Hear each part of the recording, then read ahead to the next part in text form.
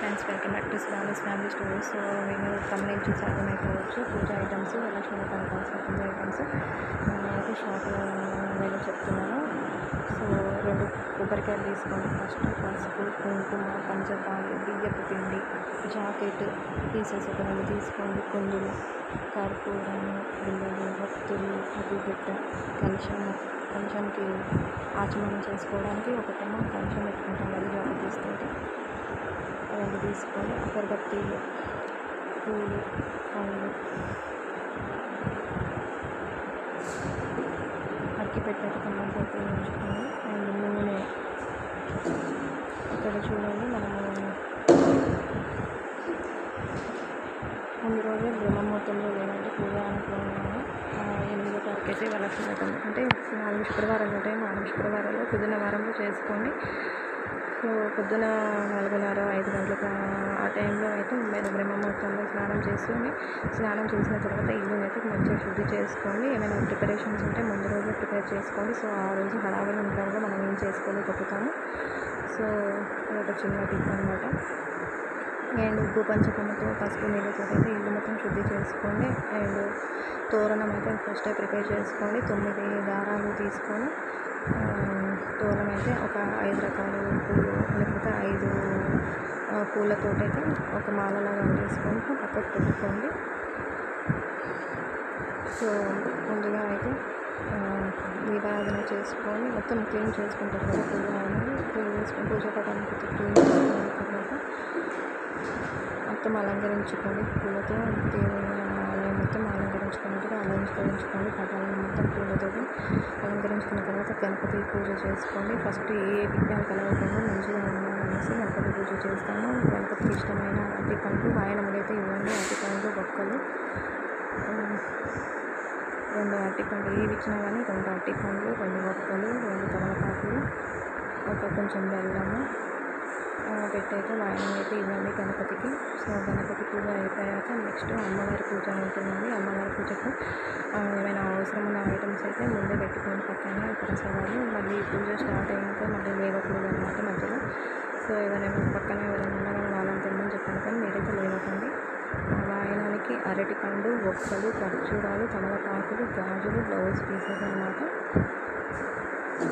ఏవి ఇచ్చినా 2 ఇవ్వండి. బ్లౌజ్ పీస్ మాత్రం 1 ఇవ్వండి. ఇవ్వకపోవచ్చు. పసుపు కుంకుమ కూడా మీ ఇష్టం అనమాట. ఎందుకంటే మనం పసుపు ఉంచుతాం కదా, సో అవసరం లేదన్నమాట.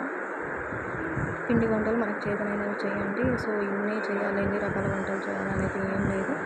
పులిహోర, నేనైతే ఒక పులిహోర నానబెట్టిన శనగలు ఉంటాయి కదా, సో ఆ రోజు నానబెట్టేసుకోండి పొద్దున్న కానీ, లేకపోతే స్నానం అయిపోయినాక మనకు టైం ఉంటుంది కదా, ఆ టైంలో ఆ గ్యాప్లోనే నానబెట్టేసుకోండి. లేకపోతే ముందు రోజు నైట్ అయినా నానబెట్టుకొని అనుకుంటామండి. వడపప్పు ఉంటుంది కదా, కొంచెం వడపప్పు, బెల్లం కూడా అంటే ఈజీగా అయిపోయాలనుకున్నాను కూడా వడపప్పు, బెల్లం, గారెలు, వడలు, బెల్లం పూర్ణము అవి కూడా చేసుకోవచ్చు అన్నమాట ఇంట్రెస్ట్ ఉన్నవాళ్ళు.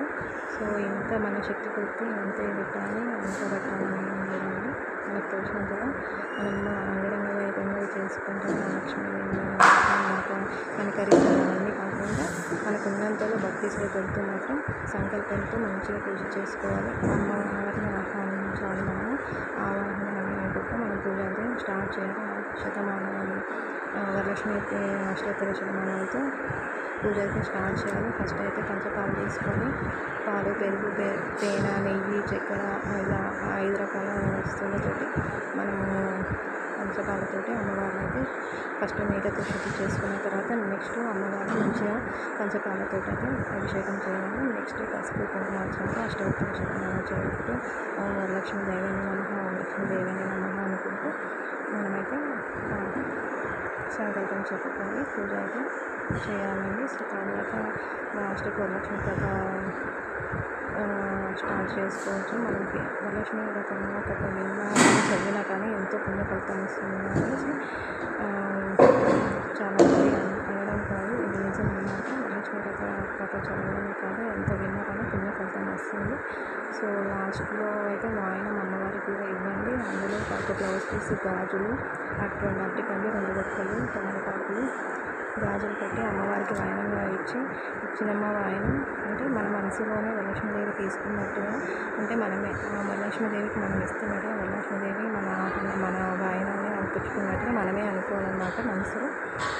ఇచ్చినమ్మ వాయనం పుచ్చుకట్టనమ్మ వాయనం, ఇచ్చినమ్మ వాయనం పుచ్చుకట్టనమ్మ వాయనం, ఇచ్చినమ్మ వాయనం పుచ్చుకట్టనమ్మ వాయనం అని 3 సార్లు అయితే చెప్పాలండి. సో వాయనం ఇచ్చిన తర్వాత ఏమైనా తప్పులు ఉంటే నన్ను క్షమించమ్మా అనేసి లెంప వేసుకోవాలన్నమాట.